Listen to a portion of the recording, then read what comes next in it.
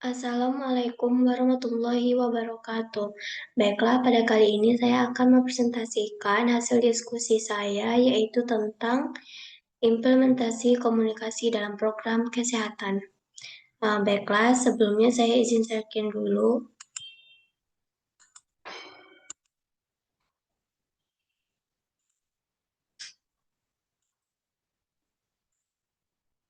Baiklah, di sini saya akan membahas tentang implementasi komunikasi dalam program kesehatan.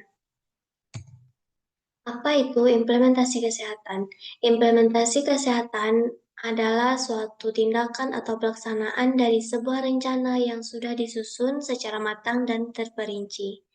Implementasi biasanya dilakukan setelah perencanaan sudah dianggap fix. Implementasi merupakan sebuah proses yang kemudian memberikan dampak perubahan bagi aspek yang dikenainya.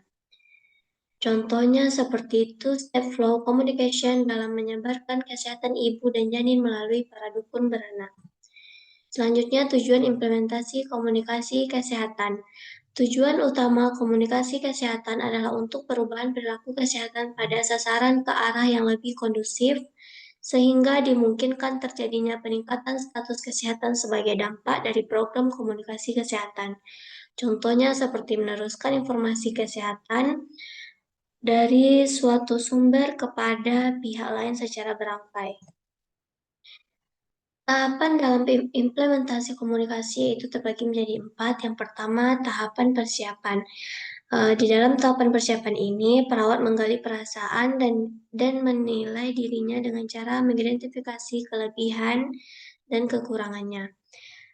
Pada tahap ini juga, perawat mencari informasi tentang klien sebagai lawan bicaranya. Setelah hal ini dilakukan, perawat merancang strategi untuk pertemuan pertama dengan klien tersebut. Yang kedua yaitu tahapan perkenalan. Di tahapan perkenalan ini dilaksanakan setiap kali pertemuan dengan klien dilakukan. Tujuan dalam tahap ini adalah memvalidasi keakuratan data dan rencana yang telah dibuat sesuai keadaan klien saat ini, serta mengevaluasi hasil tindakan yang telah lalu. Tugas perawat dalam tahap ini yaitu seperti membina rasa saling percaya, menunjukkan penerimaan, dan komunikasi terbuka. Selanjutnya yaitu pada tahap kerja. Tahap kerja merupakan inti dari keseluruhan proses komunikasi terapeutik. Tahap kerja merupakan tahap yang terpanjang dalam komunikasi terapeutik karena di dalamnya perawat dituntut untuk membantu dan mendukung klien untuk menyampaikan perasaan dan pikirannya, dan kemudian menganalisa respon ataupun pesan komunikasi verbal dan nonverbal yang disampaikan oleh klien. Selanjutnya yaitu pada tahap terminasi. Terminasi merupakan akhir dari pertemuan perawat dan klien. Tahap terminasi dibagi menjadi 2, yaitu pertama terminasi sementara dan terminasi akhir.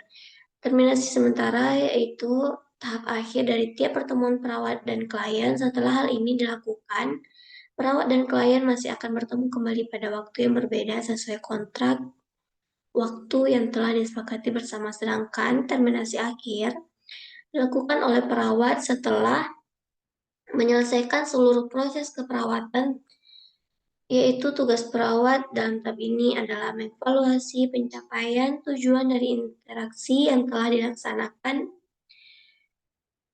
dan menyatakan bahwa meminta klien untuk menyimpulkan tentang apa yang telah didiskusikan merupakan sesuatu yang sangat berguna pada tahap ini.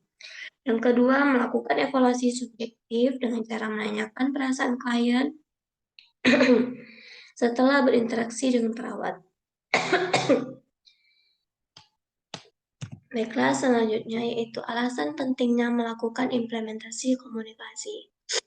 Sebagai fasilitator kesehatan, upaya memampukan masyarakat mendirikan masyarakat guna meningkatkan PHBS masyarakat.